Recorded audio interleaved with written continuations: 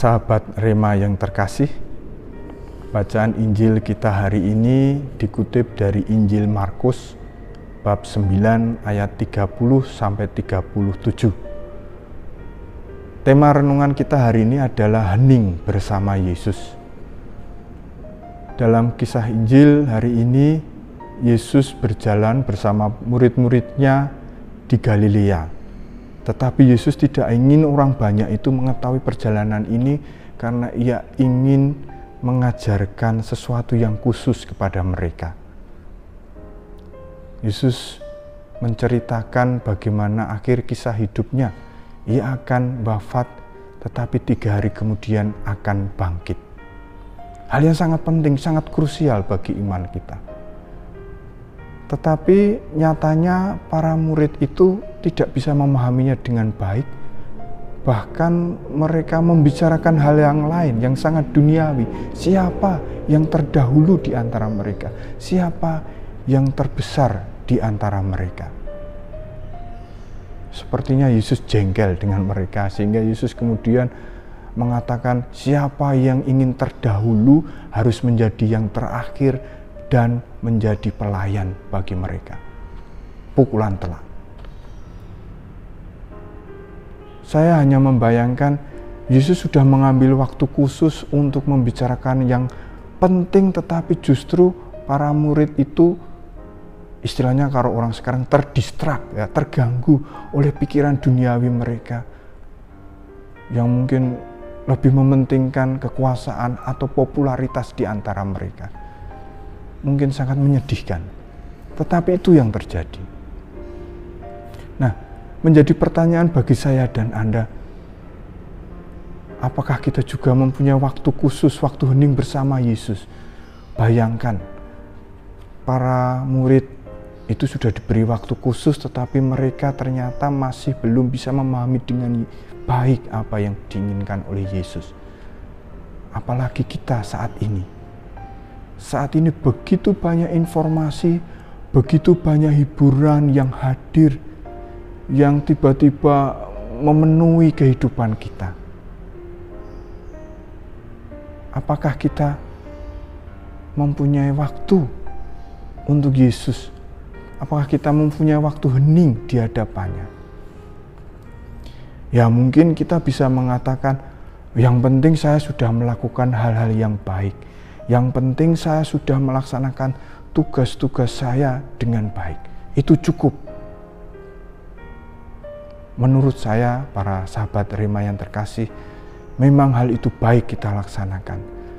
Tetapi bukankah itu berjalan begitu saja tanpa sadar bahwa kita sebenarnya melakukan itu seperti robot? Tidak ada relasi personal antara saya dengan Yesus. Seharusnya justru saya melakukan begitu banyak hal yang baik itu karena terinspirasi dengan Yesus. Dan untuk bisa terinspirasi dengan Yesus, seharusnya kita juga mempunyai waktu khusus dengannya.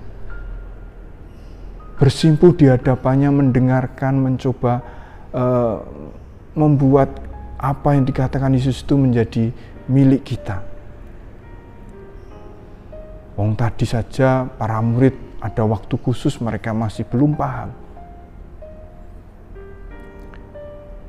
Kita bisa menganalogikan demikian, kalau kita mempunyai hubungan yang baik, relasi personal yang baik dengan keluarga, kita sungguh mengasihi keluarga kita, hal itu kemudian menginspirasi kita untuk bekerja lebih baik, melaksanakan tugas kita lebih baik untuk menjaga keluarga kita. Berusaha keras supaya keluarga kita tetap menjadi baik. Maka keluarga yang menginspirasi kita. Lalu ini bisa kita terapkan juga dengan relasi dengan Yesus. Kalau kita mempunyai relasi personal dengan Yesus, maka seharusnya kita juga terinspirasi untuk melakukan hal yang baik. Jangan sampai perbuatan-perbuatan yang baik kita itu hanya karena ya ini saya lakukan karena memang kewajiban tugas saya. Bukan, seharusnya sungguh apa yang kita lakukan dengan baik itu terinspirasi karena kita mempunyai relasi dengan Yesus yang baik. Maka sangat penting kita mempunyai waktu khusus bersama Yesus, waktu keheningan bersama Yesus.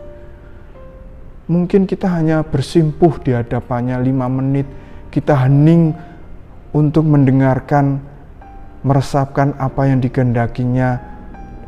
Mungkin dalam satu hari 5-10 menit.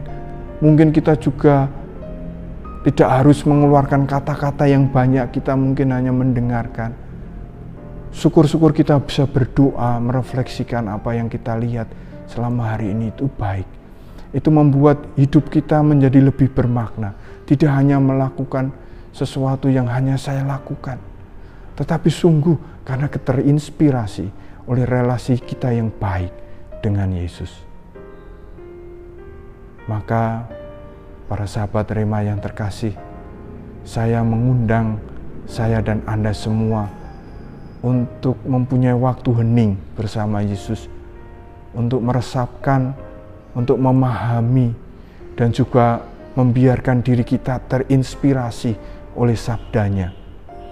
Sehingga apa yang muncul dari dalam diri kita itu hal yang baik, karena berasal dari iman kita. Semoga kita menjadi saksinya karena kita membawa Yesus, membawa relasi yang baik dengan Yesus itu secara konkret dalam hidup kita, dalam keluarga kita, maupun juga dalam relasi kita dengan masyarakat di sekitar kita.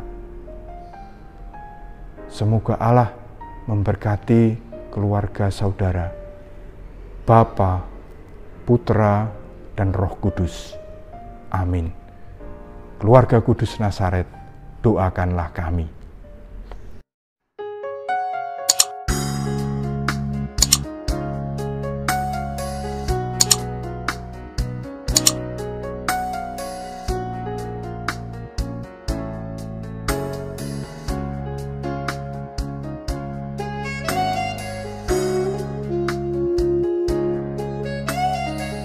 Sahabat Rema, sampai jumpa dalam program berikutnya.